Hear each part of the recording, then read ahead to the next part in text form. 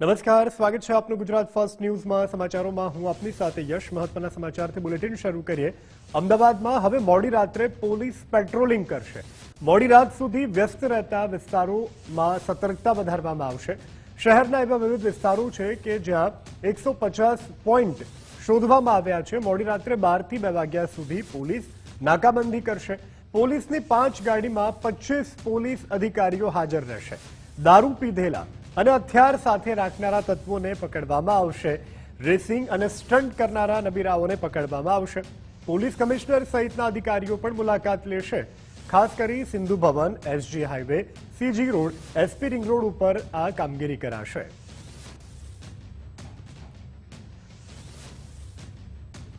હવે આગળ વાત કરીએ તો એનાલોગ પનીરને લઈ અને ફૂડ એન્ડ ડ્રગ વિભાગ દ્વારા કાર્યવાહી કરવામાં આવી છે. ફૂડ એન્ડ ડ્રગ વિભાગે રાજ્યમાં વિવિધ ઠેકાણા ઉપર દરોડા પાડ્યા. ફૂડ એન્ડ ડ્રગ વિભાગ દ્વારા રાજ્યભરમાં 134 સ્થળો ઉપર દરોડા પાડવામાં આવ્યા. આ દરોડા દરમિયાન 29 સ્થળો પરથી નમૂના લેવામાં આવ્યા છે. પનીરના એનાલોગ પનીરનો સ્થળ ઉપર જ નાશ કરવામાં આવ્યો છે. ફૂડ એન્ડ ડ્રગ વિભાગે 1053 કિલો એનાલોગ પનીરનો નાશ કર્યો છે. એનાલોગ પનીર એટલે નકલી પનીર કે જે દૂધમાંથી નથી બનતું પરંતુ અન્ય સામગ્રીઓના મિશ્રણથી એ પનીર બનાવવામાં આવે છે, જે દુકાન સુધી જાય છે અને જે તમારી થાળી સુધી પણ આવતું હોય છે. ₹2.82 લાખથી વધુની કિંમતના જથ્થાનો સ્થળ ઉપર જ નાશ કરવામાં આવ્યો છે. પ્રતિબંધના એક જ દિવસમાં રાજ્યભરમાં આ કડક કાર્યવાહી કરવામાં આવી રહી છે. ગતરોજથી ગુજરાત ફર્સ્ટ ન્યૂઝ અંગે આપને સમાચાર બતાવી રહ્યું છે. મહારાષ્ટ્રમાં પહેલા એનાલોગ પનીર ઉપર બેન લાગ્યું અને ત્યારબાદ આરોગ્ય મંત્રી પ્રફુલભાઈ પાનશેરિયાએ અંગે મીડિયાને સંબોધતા કહ્યું કે ગુજરાત રાજ્યમાં પણ એનાલોગ પનીર ઉપર આપણે પ્રતિબંધ લગાવીશું. ઉત્પાદન કરતા એકમો સામે આપણે કાર્યવાહી કરીશું. તો ફૂડ એન્ડ ડ્રગ વિભાગ દ્વારા એક ગેજેટ પણ જાહેર કરવામાં આવ્યું છે. એનાલોગ પનીર પર પ્રતિબંધ અંગેનું એક ગેજેટ જાહેર કરવામાં આવ્યું છે. એનાલોગ પનીર ઉપર પ્રતિબંધ ફરમાવતું ગેજેટ જાહેર થયું છે. એનાલોગ પનીર અંગે ગઈકાલે જ નોટિફિકેશન જાહેર થયું હતું. વિસ્તૃત નિયમોની સાથે આ ગેજેટ પ્રસિદ્ધ કરવામાં આવ્યું છે. દ્રશ્યમાં તમે જોઈ શકો છો. આ ગેજેટમાં એનાલોગ પનીર જે છે જે સ્વાસ્થ્ય માટે હાનિકારક છે તે અંગેનો ઉલ્લેખ છે. હવે રાજ્યમાં એનાલોગ પનીરના વેચાણ અને ઉત્પાદન ઉપર પણ પ્રતિબંધ ફરમાવવામાં આવ્યો છે. નાયબ મુખ્યમંત્રી હર્ષ સંઘવીએ આ નિવેદન આપ્યું છે.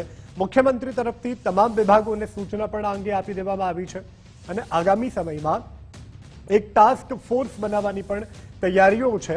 સ્વાસ્થ્યની સાથે ચેડા કરતા લોકોની સામે આ એક કડક કાર્યવાહી છે. ભેળસેળ કરનારા તત્વોની સામે કાર્યવાહી થઈ રહી છે, કારણ કે આ ભેળસેળિયા તત્વો જે છે તે ગુનેગારથી કમ નથી, કારણ કે હજારો લોકોના સ્વાસ્થ્યની સાથે તેઓ છેડા કરતા હોય છે. જો આદરણીય મુખ્યમંત્રી શ્રી ભૂપેન્દ્રભાઈ પટેલ સાહેબ દ્વારા કાલે જ કેબિનેટમાં એનાલોગ પનીર હોય કે પછી કોઈ બી ખાવાની સામગ્રી હોય તેમાં કોઈ બી પ્રકારે ભેળસેળ ચલાવી ના લેવાય તે માટે કડક સૂચના કેબિનેટમાં આપવામાં આવી હતી. અને કડક સૂચનાના અમલ કરતા તમામ વિભાગો દ્વારા આ બાબતે ગંભીરતાપૂર્વક ગુજરાતના તમામ ગામડાઓથી લઈને શહેરો સુધી આ વ્યવસ્થાઓ બનાવવા માટેની ખાસ કરીને સૂચના આપવામાં આવી હતી. અને તેના પર અમલ કરતા વિભાગો દ્વારા એનાલોગ પનીરનું તો ઓલરેડી નોટિફિકેશન કાલે આવી ગયું છે, પરંતુ તે પછી બી સરકારના આ પ્રકારના પરિપત્રને જે લોકો માને નહીં અને લોકોને સ્વાસ્થ્ય જોડે જે છેડા કરવાનો પ્રયત્ન કરશે તે લોકો જોડે સરકાર દ્વારા કડકાઈપૂર્વક કામ કરવામાં આવશે. અને આ બાબતે ભવિષ્યમાં અમે એક ટાસ્ક ફોર્સ બી બનાવીએ છીએ, જેમાં તમામ વિભાગો બી સામેલ હશે. એટલે આ સૌ લોકોને માત્ર ભેળસેળ વાળો સામાન ઉપયોગ કરવો એટલા જ પૂરતું નહીં, પણ અમે આ લોકોને ખૂબ મોટા ગુનેગારની નજરેથી જોઈએ છે. જે લોકો રાજ્યના નાગરિકની સ્વાસ્થ્ય જોડે છેડા કરે તે લોકોને નહીં છોડવામાં. તો આ એનાલોગ પનીર ઉપર પ્રતિબંધને લઈ અને સિવિલ સુપ્રિન્ટેન્ડન્ટ ડોક્ટર રાકેશ જોશીનું પણ નિવેદન સામે આવ્યું છે. એનાલોગ પનીર એ કોઈ નેચરલ પનીર નથી. ગેસ, ઉબકા અને ઉલટી જેવી તકલીફો આ એનાલોગ પનીર જો તમે ખાઓ છો તો તમને થઈ શકે છે. લાંબા સમય સુધી જો સેવન કરવામાં આવે તો શરીરને નુકસાન પણ કરે છે. એનાલોગ પનીરમાં પ્રોટીન કે કેલ્શિયમ યોગ્ય માત્રામાં હોતા નથી. નકલી પનીરનું સેવન લાંબા ગાળે હાનિકારક સાબિત થતું હોય છે. બ્લડ પ્રેશર, ડાયાબિટીસ અને હૃદયરોગ જેવા ગંભીર બીમારીઓને પણ આ એનાલોગ પનીર નોતરે છે. આરોગ્ય સારું રહે એના માટેનું આ એક ખૂબ મોટું પગલું કહી શકશું આપણે. અને એનાલોગ પનીરની જો વાત કરશું તો નેચરલ પનીર નથી, એટલે એના હિસાબે એને ખાવાથી ઘણી બધી તકલીફ થઈ શકે, જેવી કે ગેસ પ્રોબ્લેમ થાય, પેટનો દુખાવો થઈ જશે, ક્યારેક ઉલટી ઉબકા, એટલે ગેસ બ્લોટિંગ એવા બધા સિમ્ટમ્સ થાય. અને લાંબા ગાળા સુધી જો રેગ્યુલર બેઝ પર એને જો ખાવામાં આવે તો એની અંદરનું જે કન્ટેન્ટ છે ને એ આપણું નેચરલ પનીર કરતાં ઘણી બધી વસ્તુઓ ડિફરન્ટ છે. એની અંદર પ્રોપર પ્રોટીન્સ ન હોય, એની અંદર કેલ્શિયમ જે પ્રમાણે આપણા નેચરલ મિલ્કમાંથી જે પનીર બને એ પ્રમાણેનું ના હોય. સાથે સાથે એની અંદર જે અનસેચ્યુરેટેડ ફેટી એસિડ્સ એટલે એવું કે ફેટનું કન્ટેન્ટ પણ ડિફરન્ટલી હોય છે, જે આપણા શરીરને લાંબા ગાળે નુકસાન કરે. અસલી પનીર જે છે એ આપણે પાણીમાં ઓગાળશું તો એ તરત ચૂઈ કે એવું થઈ જાય તો આપણે સમજવાનું કે એ પનીર નકલી છે. જ્યારે સફેદ પાણી કે કાસ્ટિંગ સોડા કે એવું જો ફીણ જેવું આવતું હોય તો પણ આપણે સમજવાનું કે એ નકલી પનીર છે. લીવર અને કિડનીના પ્રોબ્લેમ વધારે જોવા મળે છે. મેં વાત કરી એમાં કેમિકલ્સ વધારે પ્રમાણમાં હોય છે નકલી પનીર જે બનાવવામાં આવે છે. તો એ કેમિકલ્સથી આપણો જીઆઈ ટ્રેક એટલે જે ગટ હેલ્થ છે કે પછી આંતર જઠર આંતરીઓ છે એને પણ નુકસાન પહોંચે છે. એ વસ્તુ મેં તમને પહેલાં વાત કરી એમ કેન્સર પણ થવાના ચાન્સીસ વધારે છે. જ્યારે તમે નકલી પનીર આરોગો છો ત્યારે તમારા જઠર અને સ્વાદુપિંડ છે એને વધારે પ્રમાણમાં નુકસાન થાય છે. એ કેમિકલ્સ તમારા શરીરમાં જવાને કારણે એની અંદર લમ્સ કે ગાંઠો થવાના ચાન્સીસ વધે છે. હવે આગળ વાત કરીએ બજરંગદાસ બાપાના ફોટાના ઉપયોગ પર આશ્રમ નારાજ છે, કારણ કે એઆઈથી બજરંગદાસ બાપાની તસવીરો બનાવવામાં આવી રહી છે, જે સોશિયલ મીડિયા ઉપર વાયરલ કરવામાં આવી રહી છે. આ અંગે બગદાણા આશ્રમ તરફથી લોકોને અપીલ કરવામાં આવી છે. લોકોને કહેવામાં આવી રહ્યું છે કે બાપાના ફોટા સાથે તમે છેડછાડ ન કરો. સોશિયલ મીડિયામાં પોસ્ટને લઈ અને આશ્રમે આપત્તિ વ્યક્ત કરી છે. લોકો ફોલોવર્સ વધારવા માટે બગદાણાવાળા બજરંગદાસ બાપાના ફોટોનો ઉપયોગ કરી રહ્યા છે. બજરંગદાસ બાપા અવતારી પુરુષ હતા તેવું પણ બગદાણા આશ્રમે કહ્યું છે. સસ્તી પ્રસિદ્ધિ માટે ઘણા બધા લોકો ઈશ્વરનો સહારો લઈ રહ્યા છે, ત્યારે બજરંગદાસ બાપાની એક રીલ એઆઈ એડિટેડ વાયરલ થતાની સાથે મંદિર પ્રશાસન હરકતમાં આવ્યું છે. સમાચાર સુરતથી પ્રાપ્ત થઈ રહ્યા છે. સુરત કોર્ટમાં રજૂ કરાયેલા યુવકનું અચાનક જ ઢળી પડતા મોત થયું છે. પોલીસ કસ્ટડી બાદ કોર્ટમાં રજૂ કરાયેલા નરેશ પરમારનું મોત થયું છે. યુવકનું કોર્ટરૂમમાં જ અચાનક ઢળી પડતા કરુણ મોત નીપજ્યું છે. કોર્ટમાં રજૂ કરતી વખતે જ યુવકની તબિયત કથળી અને ત્યારબાદ તેનું મૃત્યુ થયું છે. 4 બાળકના પિતા એવા નરેશ પરમારના મોતથી શોકનો માહોલ અત્યારે જોવા મળી રહ્યો છે. યુવકનું મોત થતાં કતારગામ પોલીસ સામે પરિવાર દ્વારા આક્ષેપો કરવામાં આવ્યા છે. ચોરીના ગુનામાં પોલીસે યુવકની અટકાયત કરી હતી અને કોર્ટમાં યુવકને લાવવામાં આવ્યો હતો. કતારગામ પોલીસ લઈ ગઈ હતી રાતે 10-11 વાગે લેવા આવ્યા હતા. પેલા દારૂના કેસમાં લઈ ગયા, પછી એની માથે ચોરી નાખી દીધી. પછી એની તબિયત ખરાબ હતી, 3 દિવસ સુધી એને રિમાન્ડમાં રાખ્યો. અમે લોકોએ કીધું એને દવા આપી દેવા દો, એને હોસ્પિટલ લઈ જાઓ, તમે એને મારામારી કરો માં, એની તબિયત બહુ ખરાબ. પણ પોલીસ વાળા માયનાની મુલાકાતે ન કરવા દીધા, અમારા સામે એમ જ મારતા હતા. પછી આજે કોર્ટમાં હાજર કરવાના હતા ને તો કોર્ટમાં પણ એ છોડતો નતો કે પેલા મને હોસ્પિટલ લઈ જાઓ, મારી તબિયત બહુ ખરાબ થઈ ગઈ છે. તો બી નો માયના. ત્યાં ડબ્બો આવે ને, ડબ્બાની અંદર બધા 4-5 જણે રોડ ઉપર માર્યો. એ તમારે એનો બધું છે બોલો આવે ને વિડીયો, એ બી તમને તા પોલીસ સ્ટેશનમાં હા એ બી રોડનું મળી જશે. કેમ કે તા કતારગામ પોલીસ સ્ટેશનની સામે જેવું કર્યું છે. આ ડબ્બો આવે ને એમાં અહીંયા કોર્ટમાં હાજર કરવા લાવતા હતા. સુરતની સારોલી પોલીસ દ્વારા મોટી કાર્યવાહી કરવામાં આવી છે. મુંબઈના 6 ઘરફોડ ચોરીના ગુનાનો ભેદ ઉકેલી નાખવામાં આવ્યો છે. મુંબઈનો શાતીર ઘરફોડ ચોર સુરતમાંથી ઝડપાયો છે. 6 અનડિટેક્ટેડ ચોરીના ગુનાનો પણ ભેદ ઉકેલાયો છે. નિલાયો ચેકપોસ્ટ ઉપરથી આ આરોપીની ધરપકડ કરવામાં આવી છે, જેને તમે ટીવી સ્ક્રીન ઉપર જોઈ રહ્યા છો. આ એક આરોપી ઝડપાયો અને 6 જેટલા ગુનાનો ભેદ ઉકેલાયો છે. 45 લાખના મુદ્દામાલ સાથે આરોપીને દબોચી લેવામાં આવ્યો છે. 326 ગ્રામથી વધુ સોનાના દાગીના અને રોકડ રકમ પણ જપ્ત કરવામાં આવી છે. સુરત પોલીસે મુંબઈના ચોરને ઝડપ્યો છે. કમલજીત સિંઘ ઉર્ફે શનિ સિંઘ બંગુની ધરપકડ કરવામાં આવી છે. MHB કોલોનીના 6 ચોરીના કેસનો પણ પર્દાફાશ થયો છે. ગઈકાલે રોજ વાહન ચેકિંગ ચાલુ હતું ત્યારે પબ્લિક ટ્રાન્સપોર્ટેશનમાં ચેકિંગ કરતા દરમિયાન શંકાસ્પદ આપણને એક ઇસમ દેખાયો હતો, જેની પાસે જે મુદ્દામાલ હતો કે બે ગતિએ ચેક કરતા આપણી પાસે આશરે 44 લાખનો મુદ્દામાલ મળ્યો છે. આ જે વ્યક્તિ છે જેને શંકાસ્પદ ઇસમ હતો એની પ્રાથમિક પૂછપરછ કરતાં જાણવા મળ્યું છે કે એનું નામ છે કમલજીતસિંહ ઉર્ફે શનિસિંહ બગ્ગુ, જે મહારાષ્ટ્ર મુંબઈનો રહેવાસી છે. અગાઉ એના મુંબઈમાં 7 જેટલા ગુનાઓ દાખલ થયેલા છે. 2017થી આ પ્રકારની નાની મોટી ચોરીઓ કરે જ છે અને 4 નવા પણ ગુના દાખલ થયા છે, જેની FIRની કોપી અને ફરિયાદની કોપી પણ અત્રેની કચેરીથી મેળવવામાં આવેલ છે. ભરૂચના આમોદ તાલુકામાં રાજકીય ગરમાવો જોવા મળી રહ્યો છે. ટીડીઓની ફરિયાદથી આમોદમાં ભારે ખળભળાટ મચી ગયો છે. કોંગ્રેસ તાલુકા પ્રમુખ સહિત 2 લોકોની સામે ફરિયાદ થઈ છે. ટીડીઓને મારી નાખવાની ધમકી આપ્યાનો પણ આક્ષેપ છે. સરકારી કામમાં રૂકાવટ અને અપશબ્દો બોલ્યા હોવાનો દાવો તાલુકા કોંગ્રેસ પ્રમુખ નરેન્દ્ર પટેલ, ચિંતન પટેલ સામે ફરિયાદ દાખલ થઈ છે. તાલુકા વિકાસ અધિકારીની ફરિયાદથી રાજકીય ચર્ચાઓ તેજ બની છે. તારીખ 4 ઓગસ્ટ 2026ના રોજ બપોરે 12 વાગ્યાના અરસામાં નરેન્દ્રકુમાર રાજેન્દ્રભાઈ પટેલ ઉર્ફે કાઝી તેમજ ચિંતનકુમાર રાજેન્દ્રભાઈ પટેલ, બંને રહે ગામ સરભાણ, તાલુકો આમોદ, જિલ્લો ભરૂચ, એ બંને મારી ચેમ્બરમાં આવેલ હતા. મારી સાથે ઉગ્ર બોલાચાલી કરી અને અપશબ્દોનો પણ પ્રયોગ કર્યો. સરકારી કામમાં રૂકાવટ કરેલ છે, જે અંતર્ગત મેં આમોદ પોલીસ સ્ટેશન ખાતે 4 ઓગસ્ટ 2026ના રોજ બપોરે 16 કલાકે FIR નોંધાવેલ છે, જેની વધુ તપાસ પોલીસ અધિકારી શ્રી દ્વારા હાલ ચાલુમાં છે. રજૂઆતમાં ટીડીઓ શ્રીએ લખાયું છે કે જાનથી મારી નાખીશું, પછી કે ફરજમાં રૂકાવટ કરી, પણ અમે અપશબ્દ પણ કોઈ એવો વાપર્યો નથી કે એમને હાનિ પહોંચે, એવો કોઈ અપશબ્દ અમે નથી વાપર્યો.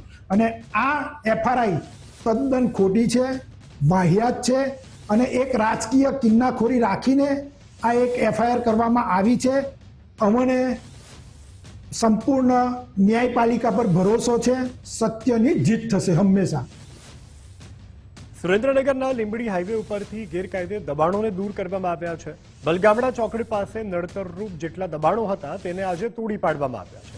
કુલ 6 જેટલા પાકા દબાણો કે જેને આજે દૂર કરવામાં આવ્યા છે. વરસાદી પાણીને અવરોધતા હતા આ દબાણો.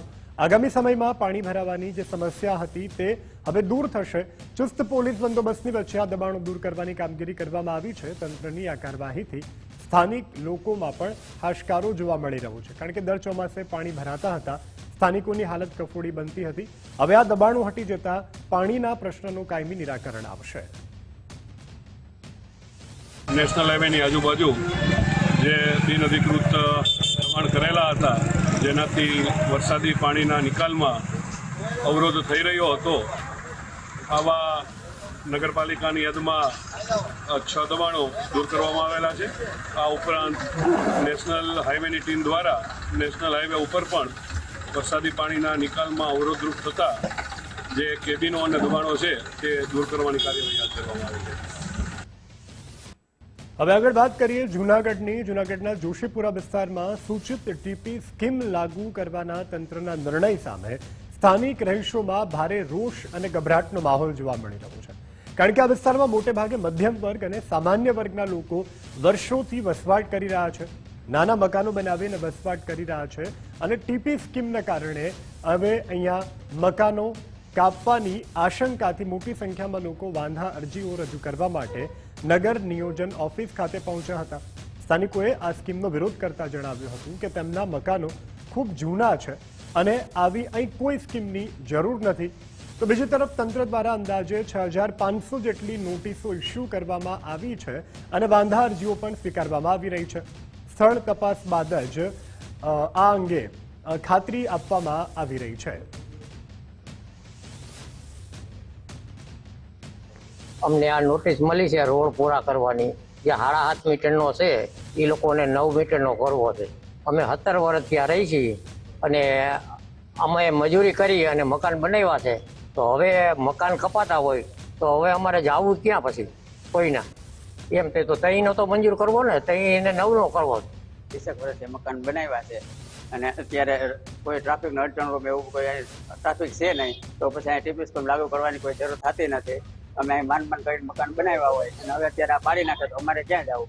અને આ બાબતની મને નોટિસ મળેલી છે, તો કેન્સલ કરવા, ટીપી સ્કીમ કેન્સલ કરવા માંગુ છું. સ્કીમ નંબર 6 જોશીપુરામાં લાગુ કરેલી છે. ત્યારે જે જૂનો વિસ્તાર હતો કે જે જૂના બિનખેતી થઈ ગયેલા આજથી 10 વર્ષ 15 વર્ષ 20 વર્ષ પહેલા જ્યારે નગરપાલિકા ગ્રામ પંચાયત વખતના જે બિનખેતી થઈ ગયેલા હતા એમાં અત્યારે આ લોકોએ ટીપી સ્કીમ લગાડી. ખરેખર એ સરકારની મોટી ભૂલ છે કે રહેણાંક વિસ્તારમાં ટીપી ના હોય. ખરેખર જ્યાં જમીનો છે બાકી છે ત્યાં લગાડે તો અલગ વસ્તુ છે, પરંતુ હયાત આપણે જોઈએ કે મોટા ભાગના નાના માણસો મધ્યમ વર્ગના માણસો છે ત્યાંથી જે 6 મીટરના રોડ છે એ 9 મીટરના પહોળા થાય છે. તો આપણે જોઈએ કે એમાં કેટલી બધી 1.5 થી 2-3 મીટર જેટલા લોકોના ઘર મકાન કપાશે, ભવિષ્યમાં કપાશે. ઉપરાંત એની ઉપર બિટરમેન ચાર્જ અને બીજા અન્ય ટીપીના ચાર્જ લગાડી અને 1-1.5-2 કરોડ જેવા આખા સર્વે નંબરના જેટલા મકાનો છે એમની ઉપર આ બોજો નાખવામાં આવેલો છે. ભારત સરકારશ્રીએ સ્કીમ મંજૂર કરી છે અને સુનાવણી માટે મેં નોટિસ આપી છે 5, 6, 7 તારીખે અને 12 અને 13 તારીખે કે સુનાવણી માટે અરજદારોના હાજર રહેવા જણાવેલ. એમને જે બી વાંચા સૂચન હોય ટીપી સ્કીમ અન્વયે તો મને રજૂઆત કરી શકે છે. અરવલ્લી જિલ્લામાં સામાન્ય વરસાદ બાદ જ મોડાસા શામળાજી સ્ટેટ હાઈવેની હાલત અત્યંત બિસ્માર બની ગઈ છે. ટીટોઈ, ખેરંચા અને ખોડંબા સહિત અનેક એવા સ્થળો છે કે જ્યાં રસ્તા ઉપર મસ્ત મોટા ખાડા પડી ગયા છે, જેને કારણે અહીંથી પસાર થતા જે વાહન ચાલકો છે તેમને ભારે હાલાકીનો સામનો કરવો પડી રહ્યો છે. કપચી અને મેટલ ઉખડી જતા અકસ્માતનો ભય પણ અહીંથી પસાર થતા વાહન ચાલકોને સૌથી વધારે સતાવી રહ્યો છે. વાહન ચાલકોનો એવો આક્ષેપ છે કે ટોલ વસૂલવામાં આવે છે પણ સામે માર્ગ એટલા સુવ્યવસ્થિત નથી આપવામાં આવી રહ્યા અને તેની જાળવણી પણ સમયાંતરે થતી નથી. દર વર્ષે ચોમાસા બાદ સર્જાતી આ સમસ્યાનો કાયમી ઉકેલ લાવવા અને તાત્કાલિક માર્ગની મરામત કરવા તંત્રની સમક્ષ માંગ ઉઠવા પામી છે. હવે જોવાનું એ રહેશે કે તંત્ર આળસ ખંખેરી અને લોકોની સુખાકારી માટે કોઈ કાર્યવાહી કરે છે કે કેમ. મોડાસાથી લઈને છેક શામળાજી સુધીનો રસ્તો જે દર સાલની જેમ આ સાલ પણ બધી કથિત પરિસ્થિતિમાં છે. ખાડા પડી ગયા છે. વરસાદ જેવું વાતાવરણ હોય તો પાણી ભરાયેલું હોય તો ખ્યાલ બી નથી પડતો. ગાડી લઈને આવીએ તો ગાડી ખાડામાં પડવાથી અચાનક ટાયર ફાટવાનો બી ભય રહેતો હોય છે, અકસ્માત થવાનો બી ભય રહેતો હોય છે. અને આ વર્ષનું નથી, દર વર્ષે આ કામ જે થાય છે કેવી રીતનું થાય છે ખબર નહીં પડતી. એક વરસાદ પડે છે અને ખાડા જે હતા એવા ને એવા પાછા થઈ જાય છે, ઊંડા ઊંડા ખાડા કે જે જાનહાનિ થાય એવી પરિસ્થિતિ અત્યારે ટીંટોઈથી શામળાજી અને આ બાજુ મોડાસા સુધી ટોટલ આખો હાઈવે બધું એ રીતે તૂટી ગયેલો છે. रोड सर उसके बाद बहुत खड्डा बिड्डी है, शामला से लेके गोदरा तक पूरा बहुत खड्डे हैं सर. उसके बाद टायर में भी उसके बाद गिट्टी और उसके बाद खीला भी घुस जाता है, पंचर हो जाता है बहुत बार. रोड को सर उसके बाद काम करवा दीजिए मतलब कृपा करके. અરવલ્લી જિલ્લામાં વરસાદ બાદ જે જિલ્લાને જોડતા જે સ્ટેટ હાઈવે છે તેની હાલત બિલકુલ ખરાબ થઈ ચૂકી છે. હાલ અત્યારે આપણે મોડાસાથી શામળાજી તરફ જતા જે સ્ટેટ હાઈવે રોડમાં છીએ, દ્રશ્યોમાં આપ જોઈ શકો છો કે વરસાદ બાદ જે સ્ટેટ હાઈવે છે તેની અંદર અનેક ઠેકાણે મોટા મોટા ખાડા પડી જવાની સમસ્યા સર્જાઈ છે. મોટા મોટા ખાડા પડી જવાની સાથે સાથે જે રોડ છે તે રોડની અંદરથી કપચી પણ ઉખડી ગઈ છે. દ્રશ્યોમાં હું બતાવીશ કે રોડ ઉપરથી આ જોઈ શકો પણ હાલ અત્યારે આ રોડની આ સ્થિતિ છે. રોડની અંદરથી આ પ્રકારે કપચી પણ નીકળી ગઈ છે, જેના કારણે જે નાના વાહન ચાલકો છે તેઓ અકસ્માતની ભીતિ સેવી રહ્યા છે અને તંત્ર પાસે માંગ કરી રહ્યા છે કે સત્વરે આ રસ્તો રિપેરિંગ કરવામાં આવે જેથી ટ્રક ચાલકો અને વાહન ચાલકોની મુશ્કેલી ઓછી પડે. વિપુલ રાણા, ગુજરાત ફર્સ્ટ, અરવલ્લી. હવે આગળ વાત કરીએ બનાસકાંઠાના ડીસા તાલુકામાં ભારે વરસાદ પડ્યો અને ત્યારબાદ હવે ખેડૂતની હાલત કફોડી બની છે. કંસારી ગામે વરસાદના 15 થી 20 દિવસના વિરામ બાદ પણ ખેતરો હજુ જળમગ્ન જોવા મળી રહ્યા છે. પાણી નથી ઓસર્યા, જેને કારણે ખેતરોમાં અત્યારે ખેડૂતો જઈ શકે તેવી સ્થિતિ પણ નથી. મગફળી, જુવાર, બાજરી સહિતના પાકોનું ખેડૂતોએ સારા ઉતારાની સાથે સારી આશા સાથે વાવેતર કર્યું હતું, પરંતુ તે વાવેતર નિષ્ફળ ગયું છે. ત્યારે ખેડૂતો એવું કહી રહ્યા છે કે દર વખતે અમે મોંઘા બિયારણો લાવીએ છીએ અને દર વખતે સિઝન ફેલ જતી હોવાથી આર્થિક ફટકો પડ્યો છે. પાણી પણ નથી ઓસરી રહ્યું, તેને કારણે હવે પાક પણ સડી રહ્યા છે અને મહેનત અમારી આ પાણીમાં ફરી વળી છે. અગાઉ પણ ખેડૂતોના ખેતરમાં બટાકાના પાકને નુકસાન થયું હતું, ત્યારે હવે ખેડૂતો સરકારની પાસે એક આશાની સાથે બુહાર લગાવી રહ્યા છે કે તાત્કાલિક સર્વે કરવામાં આવે, સહાય આપવામાં આવે, જેથી આગામી સિઝન માટે ખેડૂત ફરી સક્ષમ બને અને પોતાના ખેતરમાં તેઓ ખેતી કરી શકે. વરસાદ થયો ત્યારનો બસ આવી રીતે પાણી ભરાયેલું પડ્યું છે. મોંઘા ભાવના અમે બિયારણ મગફળીના પછી ફૂલાવર છે આવું બધું વાવ્યું હતું, પણ આ બધું નષ્ટ થઈ ગયું છે. એટલે અમારે સરકારને વિનંતી છે એ કંઈક સર્વે કરીને અમારે આ એનું કોક કરે. આગળ અમારે બટાકામાં કોઈ ભાવ મળ્યા નથી, એટલે એમાંય અમારે ખૂબ નુકસાન છે. અને આ દર સાલ અમારે આવી રીતે આ પાણી ભરાઈ જાય છે, અને આવી રીતે દર સાલ અમારે ચોમાસું વાવેતર આખું ફેલ જ થાય છે. પછી આ રસ્તો અમારે પહેલા વરસાદથી જ બંધ થઈ જાય છે. અમારે જે પ્રથમ વરસાદ થયો છે 15-20 દિવસ પહેલા, તેના કારણે આ ખેતરોમાં તમે જોઈ શકો છો પાણી ભરેલા છે. પાણીમાં જે અમે વાવેતર કર્યું હતું બાજરી, મગફળી, જુવાર, તેના કારણે બધું જ નષ્ટ ગયું છે, કશું રહ્યું નથી. હજુ પાણી ખેતરમાં ભરેલું છે, જરાય પણ જમીનમાં ઉતરતું નથી. 4 લાખનું નુકસાન છે, અને સરકાર પાસે એક અપેક્ષા છે કે સર્વે કરીને થોડી સહાયની કરે ખેડૂતોને. કંસારી ગામના ખેતરો આજે 20-20 દિવસનો સમય વીતી ગયો, પરંતુ હજુ સુધી પાણી ભરેલા જોવા મળી રહ્યા છે. જે રીતે આપ જોઈ શકો છો કે આ ડીસા તાલુકાના કંસારી ગામના ખેતરો છે કે જેઓ આજે પણ અહીં આ ખેતરોમાં પાણી જોવા મળી રહ્યું છે. ખેડૂતોનું કહેવું છે કે આજે 15 થી 20 દિવસનો સમય વીતી ગયો, પરંતુ આ પાણી છે તે હજુ ઓસરવાનું નામ નથી લેતું. ખેડૂતોનું એવું પણ માનવું છે કે તેમને મોંઘા ભાવના ખાતર અને બિયારણ લાવીને આ ખેતરોમાં ખેતી કરી હતી, અને તેમને સપના હતા કે જે અગાઉ જે બટાકામાં નુકસાન થયું છે તેની ભરપાઈ આ જે મગફળી, બાજરી, જુવાર સહિતના જે પાક વાવ્યો હતો તે માર્કેટમાં વેચશે અને તેમાંથી 5 પૈસા કમાશે, જેથી અગાઉનું જે નુકસાન થયું હતું તે એની ભરપાઈ છે તે કરી શકશે. પરંતુ આ ખેડૂતોના જે સપના છે તે સપના ઉપર પાણી ફરી વળ્યું છે. આ માત્ર ખેતરોમાં જ પાણી નથી ફરી વળ્યા, પરંતુ જે ખેડૂતોના સપના હતા અને સપના ઉપર પાણી છે તે અત્યારે તો ફરી વળ્યું છે. એટલે ખેડૂતો તો સરકાર પાસે અત્યારે એક જ માંગ કરી રહ્યા છે કે સરકાર દ્વારા આ વિસ્તારની અંદર સર્વે કરવામાં આવે અને સર્વે કરી અને ખેડૂતોને જે નુકસાન થયું છે તે નુકસાનની ભરપાઈ કરવામાં આવે. કમલેશ નાભાણી, ગુજરાત ફર્સ્ટ, બનાસકાંઠા. તો ધાંગધ્રા પંથકમાં તાજેતરમાં પડેલા ભારે વરસાદને કારણે ખેડૂતોની મુશ્કેલીઓમાં પણ ભારે વધારો થયો છે. ખેતરોમાં પાણી ભરાઈ જવાને કારણે કપાસ, મગફળી તેમજ બાગાયતી પાકોને વ્યાપક પ્રમાણમાં નુકસાન પહોંચ્યું છે. આ ગંભીર પરિસ્થિતિને ધ્યાનમાં રાખીને ભારતીય કિસાન સંઘના આગેવાનો દ્વારા વિવિધ પ્રભાવિત ગામોની પ્રત્યક્ષ મુલાકાત લેવામાં આવી અને સ્થળ ઉપર જઈ અને પાક નુકસાનીનો અંદાજ મેળવવામાં આવ્યો. સંઘ દ્વારા આક્ષેપ કરવામાં આવ્યો છે કે કેટલીક મોટી કંપનીઓ દ્વારા પાણીના કુદરતી વહેણમાં ગેરકાયદે અવરોધો ઊભા કરવામાં આવી રહ્યા છે, જેને કારણે વરસાદી પાણીનો સમયસર અને યોગ્ય નિકાલ થઈ શક્યો નથી, જેથી ખેડૂતોને આર્થિક નુકસાન સહન કરવાનો વારો આવી રહ્યો છે. ભારતીય કિસાન સંઘે રાજ્ય સરકાર સમક્ષ ઉગ્ર માંગ પણ કરી છે. તાત્કાલિક ધોરણે પાક નુકસાનીનો સર્વે પૂર્ણ કરવામાં આવે અને અસરગ્રસ્ત તમામ ખેડૂતોને સમયસર અને યોગ્ય આર્થિક વળતર ચૂકવવામાં આવે. સાથે જો સરકાર દ્વારા આ મામલે કોઈ નક્કર પગલાં લેવામાં નહીં આવે તો આગામી દિવસોમાં ઉગ્ર આંદોલન કરવાની પણ સ્પષ્ટ ચેતવણી આપવામાં આવી છે. 31 તારીખ અને 1 તારીખે જે અતિ ભારે વરસાદ સુરનગર જિલ્લામાં અને ધાંગધ્રા તાલુકામાં ખાસ વધુ પ્રમાણમાં થયો હતો, આ કારણે ખૂબ જ મોટી નુકસાની ખેડૂતોને ઊભા પાકમાં આવી છે. કપાસ, મગફળી અને બાગાયતી પાકમાં અલગ અલગ તાલુકાભરમાં, જેનું સર્વે કરવા આજે કિસાન સંઘના ટીમ આવી હતી, જે ધાંગધ્રા તાલુકાના અલગ અલગ ગામડામાં સર્વે કર્યું છે અને જમીનનું ખૂબ મોટા પાયે ધોવાણ થયું છે તે એમને નજરે જોયું છે અને સરકારમાં આ બાબતે રજૂઆત કરશે. અમે કિસાન સંઘ સાથે બધા તાલુકાભરના ખેડૂતો છીએ. મોરબીના હળવદના જૂના માલણિયાવાદ ગામે નુકસાન. વરસાદી પાણી ઓસર્યા ન હોવાથી લોકોને ભારે નુકસાન થયું છે. આ માલણિયાદ ગામ કે જ્યાં 2000 વીઘામાં ખેડૂતો ખેતી કરતા હોય છે, તમામ અત્યારે ખેતરો જે છે તે ધોવાઈ ગયા છે. જમીનને પણ મોટું નુકસાન થયું છે. ત્યારે મુખ્ય પાકો જેવા કે કપાસ, મગફળી, એરંડાના પાકો બરબાદ થવાને આરે છે. રાજ્ય સરકાર પાસે ખેડૂતો મદદ માંગી રહ્યા છે. ખેતી વિશે નુકસાન એને આવે ને તો અમારે આ 50 કિલોમીટર ઉપરથી પાણી આવે છે. નુકસાન તો ઓનલી ફોર બધે છે જ, પણ જે અમારી ગામની સીમમાં નુકસાન છે ને કે પાણી ઉપરવાસનું વધારે આવે એના હિસાબે મોલમાં તો ઓનલી ફોર નુકસાન હોય 100% છે જ. ડાળમ હોય, કપાસ હોય, મગફળી હોય, જ્યાં જમીન ધોવાનું નુકસાન રહ્યું ને એમાં ખેડૂતોને 10 વર્ષ ખાલી લેવર કરતા હોઈ જાય છે. એટલે અમારી રજૂઆત એવી છે સરકારશ્રીને કે જલ્દીથી જલ્દી આ ખેડૂતોને જે જમીન ધોવાણનું રહ્યું, પાક નુકસાની તો ઓનલી ફોર જે કંઈ સર્વે હજી લગીનમાં કોઈ કરવા આવ્યું નથી.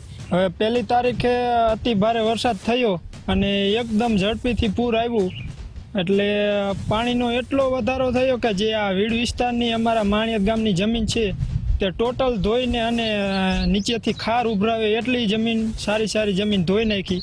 અને મારે અહીંયા 5 એકરના દાડમ છે, એમાં મારે લાખોની નુકસાની છે. મેં દેશી ખાતરે એટલું ભર્યું હતું અને મારા ટપકના બંડલ જે છે તે તણીને વહી ગયા છે.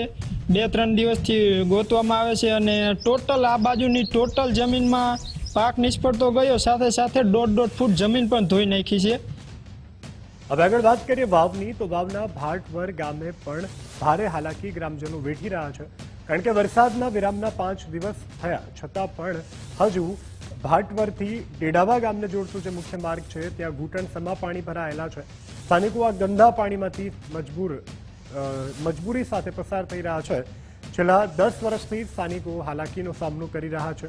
આશરે 1.5 થી 2 કિલોમીટર લાંબો માર્ગ હજુ પણ જળમગ્ન જોવા મળી રહ્યું છે, જેને કારણે ગામ અને ખેતર વચ્ચે અવરજવર માટે ખેડૂતોને રોજ જહેમત ઉઠાવવી પડતી હોય છે. વાલીઓ પોતાના બાળકોને પણ પાણીમાંથી પસાર કરી અને શાળાએ મૂકવા જાય છે. આ વખતે નહીં પરંતુ દર વખતે રજૂઆતો કરવામાં આવતી હોય છે, છતાં પણ સાંભળવામાં નથી આવતી તેવું સ્થાનિકો કહી રહ્યા છે.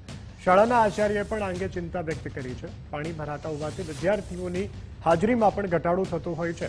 ઘણા વિદ્યાર્થીઓ વાલીઓ સાથે ન હોય તો શાળાએ પહોંચી પણ નથી શકતા અને જેના કારણે તેમના અભ્યાસ ઉપર અસર પડતી હોય છે. લાંબા સમયથી સમસ્યાનો ઉકેલ ન આવતા સ્થાનિકો પણ ભારે રોષ જોવા મળી રહ્યા છે.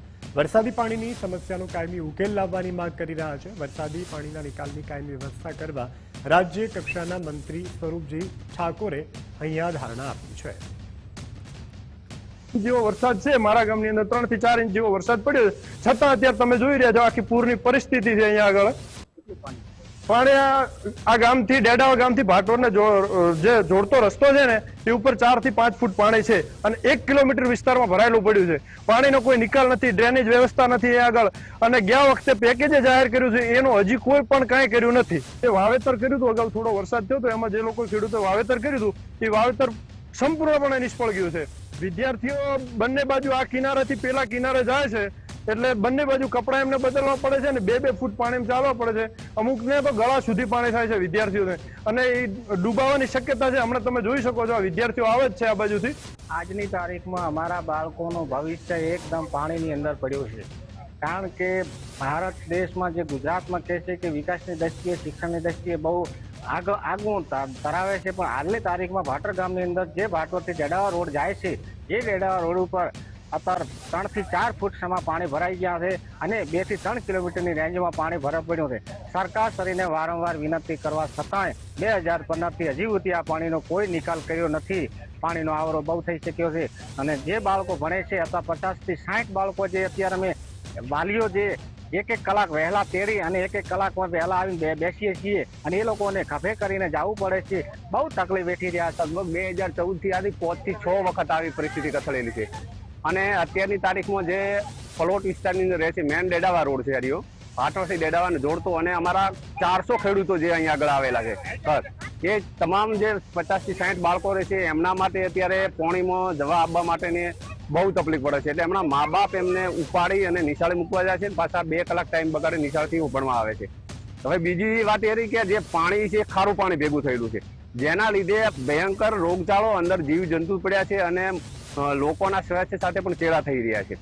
ભાટવર ગામમાં વરસાદી પાણી ભરાવાના કારણે ડેડાવા રોડ ઉપર જે ખેતરોમાંથી વિદ્યાર્થીઓ સ્કૂલમાં ભણવા આવે છે એમને ઘણી તકલીફ પડે છે. ગળાડૂબ પાણી વિદ્યાર્થીઓ માટે છે એટલે વાલીઓને મૂકવા આવવું પડે છે.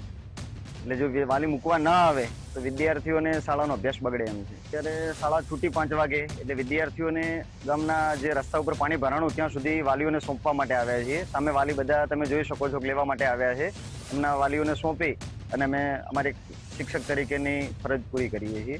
થોડો પણ વરસાદ થાય તો ત્યાં પાણી ગામની આજુબાજુ ભરાઈ જાય છે, તો એ પાણી ભરાવાના કારણે લોકોને થોડું અવગડતા પડે છે. પણ હું ત્યાં રૂબરૂ જઈ અને વહીવટીતંત્રને પણ સૂચના આપી અને ત્યાંનું પાણી નિકાલ થાય એ માટે અત્યારે કામગીરી ચાલુ કરી અને એનું પાણીનો નિકાલ થઈ રહ્યો છે.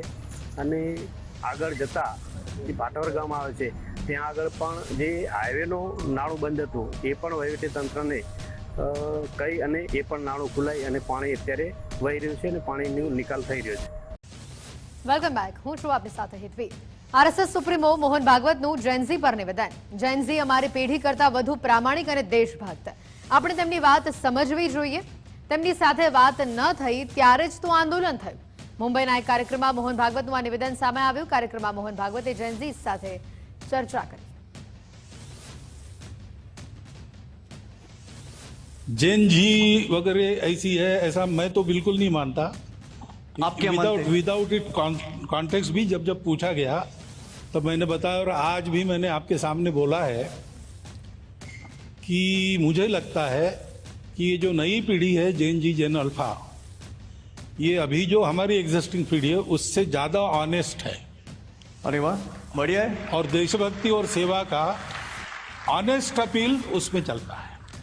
जैन जी જામનગરમાં સમરસ વિદ્યા સેતુ અભિયાનનો પ્રારંભ થયો। મુખ્યમંત્રીના નેતૃત્વમાં શિક્ષણ વિભાગનું અભિયાન ડ્રોપ આઉટ બાળકોને ફરી શાળાએ લાવવાનો સંકલ્પ। શિક્ષણથી વંચિત બાળકોની શોધ કરશે શિક્ષણ વિભાગ। જામનગરમાં ડ્રોપ આઉટ રેશિયો 4.87%થી ઘટી 1.87% થયો તેવું રીવાબાનું નિવેદન। ડ્રોપ આઉટ રેશિયો 0 સુધી લઈ જવાનું લક્ષ્ય છે। 2030 સુધી દરેક બાળક ધોરણ 12 સુધી ભણે તે લક્ષ્ય છે તેવું રીવાબાનું નિવેદન। સાથે જ કહ્યું, કોઈપણ બાળક શિક્ષણથી વંચિત ન રહે તેનું ધ્યાન રખાશે। 2022-23માં ડ્રોપ આઉટ રેશિયો 4.87% જેટલો હતો, જે અત્યારે ઘટીને 1.87% થયો છે।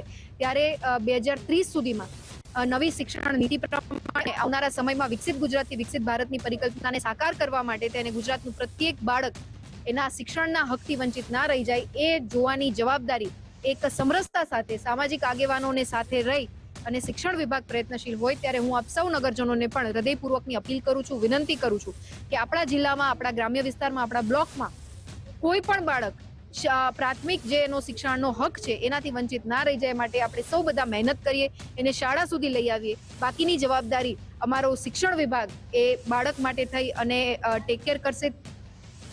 જામનગરમાં સૌરાષ્ટ્ર યુનિવર્સિટી સંલગ્ન ચેસ ટુર્નામેન્ટ શરૂ થઈ। 60થી વધુ કોલેજોના ખેલાડીઓ દ્વારા તેમાં ભાગ લેવામાં આવ્યો। સમગ્ર ટુર્નામેન્ટની અંદર 175થી વધુ ખેલાડીઓ ઉપસ્થિત રહ્યા। યુવા ખેલાડીઓને શ્રેષ્ઠ પ્લેટફોર્મ પૂરું પાડવામાં આવશે। ચેસ ટુર્નામેન્ટની મેજબાની મળતા ખેલ જગતમાં આનંદનો માહોલ છે। ઇન્ટર કોલેજ ચેસ ટુર્નામેન્ટનો અધ્યક્ષતા કરવાની જામનગરને જ્યારે મેજબાની મળી હોય ત્યારે હું સૌરાષ્ટ્ર યુનિવર્સિટીનો અને જામનગરનો ખૂબ હૃદયપૂર્વકનો આભાર અને એમને અભિનંદન આપું છું। આ ઇન્ટર કોલેજ ચેસ ટુર્નામેન્ટમાં લગભગ 60થી વધારે કોલેજીસમાંથી 175 કરતાં વધારે દીકરા દીકરીઓએ આજે પાર્ટિસિપેટ કર્યું। આ આવનારા સમયમાં અહીંથી સિલેક્ટ થયેલા વિદ્યાર્થીઓ ફર્ધર ટુર્નામેન્ટ્સમાં પાર્ટિસિપેટ કરશે। પરંતુ જે કોલેજમાં આ ચેસ ટુર્નામેન્ટ આકાર રહી રહી છે ત્યારે એચએ કૃષિ ભવન સાથે સાથે ભાઈ શ્રી તોસીફભાઈ એમની આગેવાનીમાં આ સંપૂર્ણ આયોજન જ્યારે થઈ રહ્યું હોય ત્યારે એમને પણ હું વ્યક્તિગત રીતે આભાર અને અભિનંદન આપું છું। બનાસકાંઠામાં બનશે બાબા સાહેબ ઓપન યુનિવર્સિટીનું કેન્દ્ર। પાલનપુર અંબાજી હાઈવે પર બનશે પ્રાદેશિક કેન્દ્ર। શિક્ષણ મંત્રી પ્રદ્યુમન વાજા દ્વારા કરવામાં આવ્યું તેનું ખાતમુહૂર્ત। કેન્દ્રમાં 300થી વધુ અભ્યાસક્રમોનો સમાવેશ કરાયો છે। પાલનપુરના વિદ્યાર્થીઓને થશે ખૂબ જ મોટો ફાયદો। સમગ્ર મામલે સ્થાનિકોમાં ખુશીનો માહોલ છે। આસપાસના જેટલા અમારા અભ્યાસ કેન્દ્ર છે, સમગ્ર ગુજરાતમાં જ્યારે 300થી વધારે અભ્યાસ કેન્દ્રો ડૉક્ટર બાબા સાહેબ આંબેડકર ઓપન યુનિવર્સિટીના રહ્યા છે, ત્યારે અહીંયા આ પ્રાદેશિક કેન્દ્રમાં ઘણા બધા અભ્યાસ કેન્દ્રોનો સમાવેશ થાય છે, જેને કારણે અહીં વિદ્યાર્થીઓને પરીક્ષા આપી શકાશે, કાઉન્સેલિંગ મળશે અને અનેક અભ્યાસક્રમો અમે શરૂ કરી શકીશું। મહત્વની વસ્તુ એ છે કે અહીંયા અમે સ્કિલના કોર્સીસ ખાસ શરૂ કરવા જઈ રહ્યા છે, જેથી અહીંયા આ ડિસ્ટ્રિક્ટના, આ જિલ્લાના જેટલા વિદ્યાર્થીઓ છે તેને સ્કિલની પણ તાલીમ અહીંયા મળી રહેશે। આમ આદમી પાર્ટી નેતા ઈસુદાન ગઢવીની દ્વારકાને દુષ્કાળગ્રસ્ત જાહેર કરવાની માંગ સામે આવી છે। દ્વારકાની અંદર ઓછો વરસાદ થતા ખેડૂતોમાં ભારે આર્થિક મુશ્કેલી હોવાની વાત તેમણે કહી છે। ખેતરોમાં ભેજ ન હોવાથી પાક બળી જવાની સ્થિતિ છે। પશુઓ માટે વિનામૂલ્યે ઘાસચારાની વ્યવસ્થા કરાય। ખેડૂતોને સરકારી અને બેંક દેવું માફ કરવાની અપીલ તેમણે કરી છે। દુષ્કાળગ્રસ્ત જાહેર કરો, ઘાસચારો તુરંત વિનામૂલ્યે વિતરણ શરૂ કરાવડાવો। જે સૌની યોજના અંતર્ગત જે ડેમો આવે છે એ ડેમોમાં પાણી છોડવામાં આવે। ખેડૂતોને જે દેવું છે એ દેવું માફ કરવામાં આવે। છોટાઉદેપુર જિલ્લાના નસવાડી તાલુકાના લીંડા ગામ ખાતે ખેડૂતો માટે બનાવવામાં આવેલી સિંચાઈ કેનાલ પાણી છોડાતા પહેલા જ ભ્રષ્ટાચારની ભેટ ચડી ગઈ હોય તેવા દ્રશ્યો સામે આવ્યા। અંદાજે 1 કરોડ 19 લાખ રૂપિયાના ખર્ચે તૈયાર થયેલી આ 3.5 કિલોમીટર લાંબી કેનાલની અંદર મોટા પાયે ગાબડા છે અને તિરાડો પડી ગઈ છે। લીંડા સહિત આસપાસના 5 જેટલા ગામોના ખેડૂતોને સિંચાઈનું પાણી મળવાની મોટી આશા હતી, પરંતુ નબળી ગુણવત્તાના કામના કારણે ખેડૂતોમાં હવે ભારે નિરાશા છે, રોષનો માહોલ છે। જ્યારે આ અંગે સિંચાઈ વિભાગના અધિકારીનો સંપર્ક કરવામાં આવ્યો ત્યારે તેમણે ભારે વરસાદના કારણે તિરાડો પડી હોવાનું અજીબોગરીબ નિવેદન આપી દીધું. ખેડૂતોએ આ મામલે ઉચ્ચસ્તરીય તપાસની અને જવાબદારો સામે કડક કાર્યવાહી કરવાની માંગ કરી છે. જે અહીં કરાવવાનું છે ત્યાં આગળ ગઈ સાલ જે ડેમ તેમજ કેનલનું કામ કરવામાં આવેલ છે, પણ કેનલની અંદર ભ્રષ્ટાચાર થયો એવું ખેડૂતોને લાગે છે, કારણ કે એક જ વરસાદ પડ્યામાં કેનલ તૂટી ગઈ છે. તો આ જે ભ્રષ્ટાચાર થયો હોય એવું અમને ખેડૂતોને લાગે છે. તો એને કોન્ટ્રાક્ટમાં જે તે કોન્ટ્રાક્ટ હોય એમાં એની સામે પગલાં ભરવામાં આવે, પણ જે તંત્ર હોય એની દેખરેખ રીતે આ કામ કરવામાં આવે. બરાબર. પછી આ કેન્ડલ તૂટી જશે, કામકાજ બધું ખરાબ કર્યું. કેનલ તૂટી છે, 3 મહિના બનાવવાના થયા છે કેનલના, અને કેનલ તૂટી જશે. હજુ તો વરસાદ બાકી છે, વરસાદ તો હજુ પડશે જ, તો એની શું હાલત થશે? એટલે કર્મચારીઓનું બધું બે દરખાસ્ત કહેવાય, કોઈ કાળજી રાખતા નહીં, કામ બધું ખરાબ કરી એટલે કેનલ તૂટી જશે. જુઓ કે આ કહેવા પડી ગયો છે, ગાબડા પૈણા છે કેન્ડલની અંદર કે શું છે તે તમારી મેળા આવી તપાસ કરો. બરોબર છે, અને સારી રીતે કામ થાય તો અમારા 3-4 ગામોના ખેડૂતોને લાભ થાય. લાભ તો થાય જ છે, બરોબર છે, પણ તે આ બે બેકારીને કારણે શરૂઆતની અંદર આ કેન્ડલ તૂટે પછી આગળ શું કામ થવાનું છે. બરોબર છે. મહીસાગર જિલ્લાના વીરપુર તાલુકાના કોયડમ ગામ પંચાયતના દાંતિયાના મોવાડાથી સ્મશાન સુધીનો અંદાજે 1 કિલોમીટરનો માર્ગ બિસ્માર હાલતમાં હોવાથી ગામ લોકોને ભારે હાલાકીનો સામનો કરવો પડી રહ્યો છે. અનેક વખત રજૂઆતો કરવામાં આવી છતાં પણ માર્ગનું કામ શરૂ થયું નથી, જેના કારણે લોકોમાં રોષનો માહોલ છે. ખાસ કરીને ચોમાસામાં કાદવ કીચડ અને પાણી ભરાઈ જતા અંતિમ યાત્રા પણ મુશ્કેલીથી અહીંયાથી પસાર થાય છે. ગ્રામજનો તાત્કાલિક ડામર અથવા સીસી રોડ બનાવવાની માંગ કરી છે. તો બીજી બાજુ સરપંચના પ્રતિનિધિઓએ જણાવ્યું કે માર્ગ અંગે ઉચ્ચ કક્ષાએ રજૂઆત કરી છે અને માર્ગ મકાન વિભાગે વિડીયો સહિત વિગતો પણ તેમને મોકલવામાં આવી છે. તેમના જણાવ્યા અનુસાર આગામી 2 મહિનામાં આ માર્ગનું નિર્માણ શરૂ થવાની આશા છે. રસ્તો છે એ રસ્તા થઈને ખેતી કામ માટે દરરોજ અવર જવર કરવી પડે છે. જ્યારે કોઈ અમારે મરણ ગયેલ હોય એ વખતે અમારે સ્મશાન યાત્રા આ જ રસ્તે થઈને નીકળે છે. હવે ચોમાસાનો સમય હોય એ વખતે આ રસ્તે પાણી ભરાઈ જાય છે, ખાડાઓમાં કીચડ થાય છે, અને અમારે સ્મશાને નનામી લઈને જવાનું હોય એ વખતે અમારે બહુ મુશ્કેલીઓ પડે છે. એટલે મારી માગણી છે કે વર્ષોથી અમારી માગણી હોવા છતાં અત્યાર સુધી આ રોડ થયેલ નથી. તો વહેલામાં વહેલી તકે આ રોડનું કામ થાય. રજૂઆત કરવામાં આવી છે? રજૂઆતો કરવામાં વારંવાર રજૂઆતો કરવામાં આવેલી છે, મૌખિક પણ અને લેખિત પણ રજૂઆતો કરવામાં આવેલી છે. આપણે કાલે જોયો હશે વિડીયો કે દોતિયા અને નોંસલાય અવર જવર માટે કે જે 1 કિલોમીટરની અંદર રસ્તો આવેલો છે તેમાં આઝાદી કે બાદ આજ દિન સુધી રસ્તો થયો નથી. તો વારંવાર રજૂઆતો કરવા છતાં તંત્ર કંઈ સાંભળવા તૈયાર નથી. સ્મશાન જતો રસ્તો અને ખેતરોમાં જવા માટે આ રસ્તો દર સિઝને ચોમાસાની સિઝને બંધ થઈ જતું હોય છે. અને દતિયા અને નંસલાઈમાં 1200 થી 1500 વસ્તી ધરાવતો વિસ્તાર છે. તેમ છતાં જો આ રસ્તો ઝડપથી થઈ જાય તો અવર જવર માટે સહેલાય. આઝાદીના આટલા વર્ષો બાદ પણ અમારે અવર જવર માટે આ રસ્તો બન્યો નથી. અમે વારંવાર રજૂઆત પણ કરી છે. અમારે કોઈ મરણ થઈ ગયું હોય તો અમારે આ રસ્તે પછી નીકળવું પડે છે. તેમ જે કાલે જે વિડીયો અને ફોટા મૂકેલા એ રીતે કાદવ કીચડ અને કોઈ મરણ થયું હોય તો અમારે નીકળવામાં પણ બહુ તકલીફ પડે છે, અને પગ પણ ક્યારેક ખાડામાં ફસાઈ જાય છે. તે આ રસ્તો 2 મોવાડાને જોડતો રસ્તો છે. તો ઘણીવાર અમારી જેવી લોકો પણ અવર જવર માટે આ રસ્તાનો ઉપયોગ કરે છે, અને વારંવાર પગ ફસાઈ જાય તો અમારે બીમાર પડવાની પણ શક્યતાઓ વધી રહી છે. અને રજૂઆતો પણ બહુ વાર કરી છે, છતાં પણ આ રસ્તાનો કોઈ નિકાલ આવ્યો નથી. જોયું હશે એમાં નનામી લઈને અમે અહીંથી નીકળેલા ત્યારે નનામી લઈને જતા તમે કાદવ કિચડમાં જોયું. હાલમાં એમાં હાથમાં નનામી લઈને જઈએ છીએ તો કાદવ કિચડમાં નમી જવાય, પડી જવાય, લપસી જવાય, પડે ના પડે એવી પરિસ્થિતિમાં અમે ગઈકાલે અહીંથી નીકળ્યા હતા. લગભગ અહીંથી નીકળવામાં 10 જ મિનિટનો રસ્તો છે, પણ નીકળતા અમને 1.5 થી કલાક જેટલો રસ્તો અહીં નીકળવામાં થઈ ગયો હતો. આજુબાજુ બાવળ છે, આ રીતનું છે, તો આમાં ઘણી નુકસાન થઈ જાય. ઘરોની વસ્તી છે, કેટલા ફળિયાની વસ્તી છે, ને આ લઈને કેટલી જગ્યાએ રજૂઆત કરવામાં આવી? ઘરોની વસ્તી તો લગભગ 200 થી 250 ઘરો જેવા છે. 100, 150, 200ની આસપાસ મકાન છે. 2000 જેટલી વસ્તી આવેલી છે અહીંયા આગળ, અને અવર જવર માટે બંને બાજુથી જોઈએ તો વધારે વસ્તી થઈ જાય. આગલા વર્ષોમાં જે કંઈ થયું એ વિશે મને બહુ માહિતી નથી, પરંતુ મારા આવ્યા પછી મેં એ રસ્તાની જોરદાર રજૂઆત કરેલી અને હાલની પરિસ્થિતિમાં કાલનો વિડીયો વાયરલ થયા પછી મેં માર્ગ અને મકાન વિભાગમાં ફોન કરી અને વિડીયો મોકલી આપેલો છે.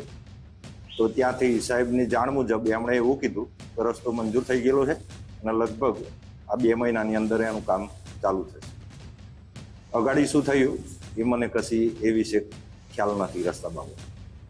ગીર સોમનાથના ધામલેજ ગામે વીજ વિભાગ ત્રાટક્યું. ગ્રામજનો અને સરપંચ દ્વારા વીજ ટીમોનો વિરોધ કરવામાં આવ્યો. ઓફિસોમાં મીટરો જમા કરાવવાની ચીમકી આપવામાં આવી. ખોટી રીતે હેરાન કરાશે તો દંડ નહીં ભરીએ તેવું પણ ગામ લોકોએ કહ્યું. સાથે જ ઉમેર્યું કે પેન્ડિંગ વીજ મીટરની અરજીઓ તાત્કાલિક મંજૂર કરવામાં આવે. અન્ય ગામના ફોલ્ટમાં ધામલેજની વીજળી કપાય છે. ગામમાં કેબલ વાયરિંગનું કામ યોગ્ય રીતે કરો. ગ્રામજનોએ વિરોધ કરી વીજ ટીમને પરત મોકલી હતી.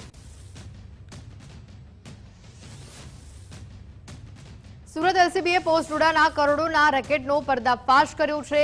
પલસાણાના ટુંડી ગામેથી ટ્રકમાં છુપાવેલો જથ્થો ઝડપી લેવામાં આવ્યો. 2500 કિલો પોસ્ટ રૂડા સાથે એક આરોપીને ઝડપી લેવામાં આવ્યો છે. 4 કરોડથી વધુના મુદ્દામાલ સાથે ટ્રક ચાલકની ધરપકડ કરાઈ છે.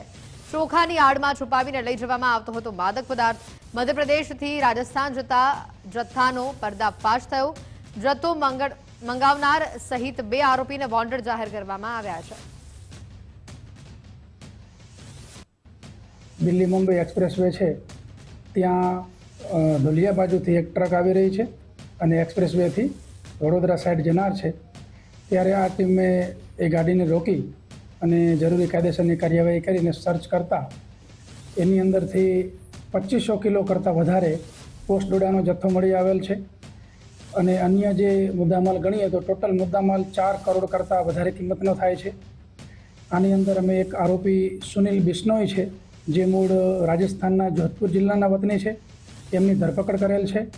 અને અન્ય જે આરોપી મોકલનાર છે એ એમના રિલેટિવ છે, એમનું ફરિયાદની અંદર નામ છે.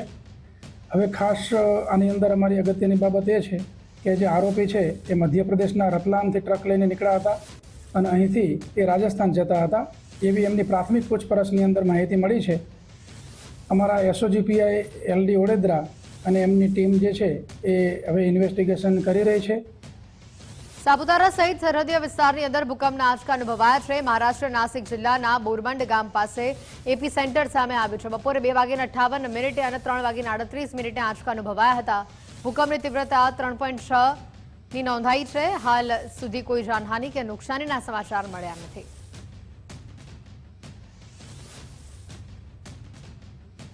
સામખિયાળી ભચાઉ વચ્ચે નવી રેલવે લાઇનનું નિરીક્ષણ પૂર્ણ થયું છે. 3જી અને 4થી લાઇન માટે સલામતી તપાસ પૂર્ણ થઈ છે.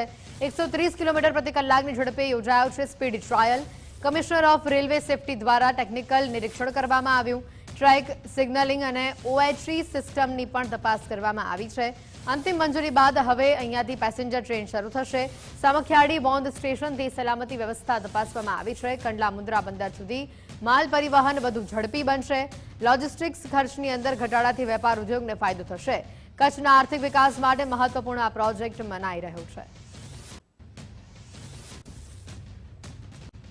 કચ્છના રણને લઈને એક ચોંકાવનારી અને ઐતિહાસિક શોધ સામે આવી છે. કચ્છ યુનિવર્સિટીના પુરાતત્વ વિભાગના સંશોધનની અંદર પાકિસ્તાન સરહદ નજીકના રણ વિસ્તારમાં પ્રાચીન વસાહતના અવશેષો મળી આવ્યા હોવાનો દાવો કરવામાં આવે છે.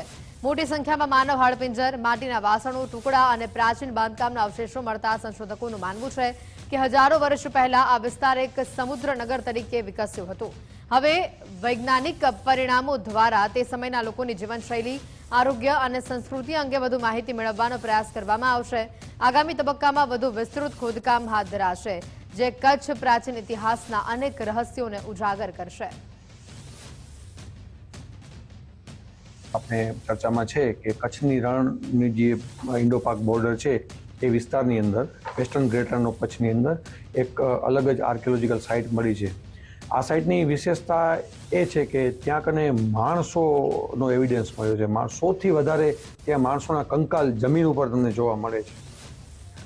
શરૂઆતમાં 2024 પહેલાં બીએસએફના ઓફિસર્સે પેટ્રોલિંગ દરમિયાન આ સાઇટને જોઈ હતી અને અચાનકથી આટલા બધા માણસો દેખાય એટલે એને ઉજળા હુઆ ગાંવ કહેતા અથવા તો બરબાદ ગાંવ કહેતા.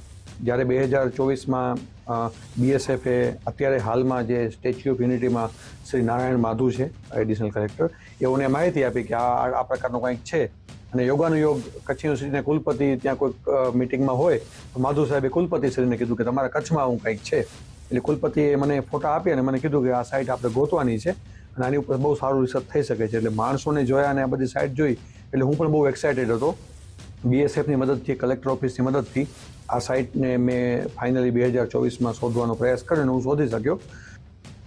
ભાવનગર માટે ગૌરવના સમાચાર છે. શાંતિલાલ શાહ એન્જિનિયરિંગ કોલેજની અંદર એમઈના પ્રથમ વર્ષની અંદર અભ્યાસ કરતા વિદ્યાર્થી પાર્થ મોરડિયાને 15મી ઓગસ્ટે નવી દિલ્હીના રાષ્ટ્રપતિ ભવનમાં યોજાનાર પ્રતિષ્ઠિત એટ હોમ રિસેપ્શન કાર્યક્રમ માટે વિશેષ આમંત્રણ મળ્યું છે.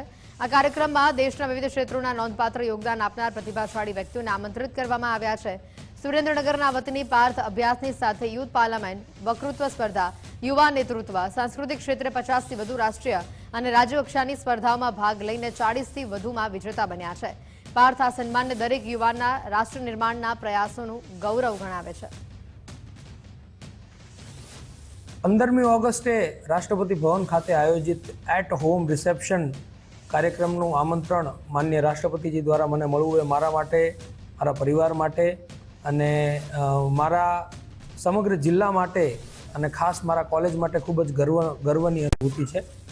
આ અવસર મને મળવો એ ખાલી મારા એકલાનું વ્યક્તિગત સન્માન નથી, પરંતુ આ એ દરેક યુવાનનું સન્માન છે કે જે નિસ્વાર્થ ભાવે રાષ્ટ્ર નિર્માણ અને ભારતને વિકસિત બનાવવા માટે કાર્ય કરી રહ્યો છે. અને આ એ વાતનું પ્રમાણ છે કે દેશના પ્રથમ નાગરિક માનનીય શ્રી રાષ્ટ્રપતિજીને દેશના યુવાનોના યોગદાનનું કેટલું મહત્વ છે અને તેઓ કઈ રીતે યુવાનોના યોગદાનને બિરદાવી રહ્યા છે.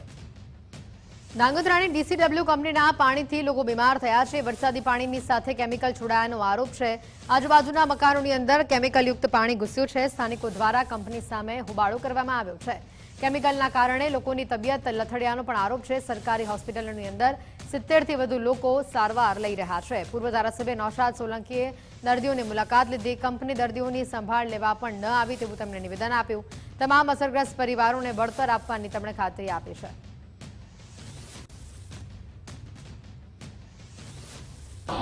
થોડાક દિવસ 4-5 દિવસ પહેલાં જે વરસાદ પડ્યો તેના કારણે કેમિકલની દિવાલ તૂટેલી અને એક કેમિકલનું ખારસવાળું પાણી અમારા એરિયામાં આવી ગયેલું, ઘરમાં પણ આવી ગયેલું અને જેથી કરીને અત્યારે અમારા પીવાના પાણીમાં પણ ખારાશ જેવું આવે છે અને એના કારણે અમારા એરિયાના 70થી 80 દર્દીઓ માણસોને ઝાડા ઉલટીના કેસ થયા છે. 5માં રહું છું. અમારે ત્યાં DCWની દિવાલ તૂટવાથી પાણી આવવાના કારણે 70થી 80 જણાને ઝાડા ઉલટી થઈ ગયા. એના કારણે અમે અત્યારે સરકારી હોસ્પિટલમાં દાખલ છીએ. ધાંગધ્રાની જે કેમિકલ ફેક્ટરી છે DCW, એનું જે ભયંકર દૂષિત પાણી છે એ એમ કહેવાય છે કે ઇરાદાપૂર્વક એ લોકોએ પાણીના વહેણમાં છોડી દેતા આ બધું જ પાણી લોકોના ઘરમાં ઘૂસી ગયું અને પાણીના પીવાના પાણીમાં ટાંકામાં જતા લોકોને ભયંકર ઝાડા ઉલટીના કેસ થયા છે.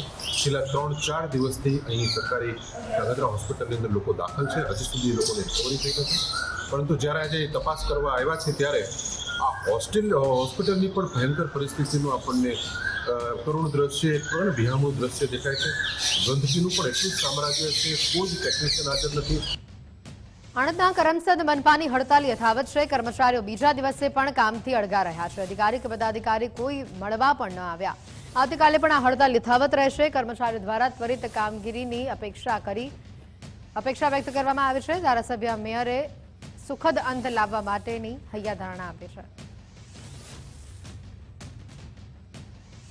અમારે માનનીય મેયરશ્રી તેમજ ધારાસભ્યશ્રીને અમે રજૂઆત કરેલી તો તેઓએ આ અંગે સુખદ નિરાકરણ લાવવાની હૈયાધારણા આજરોજ આપવામાં આવેલ છે.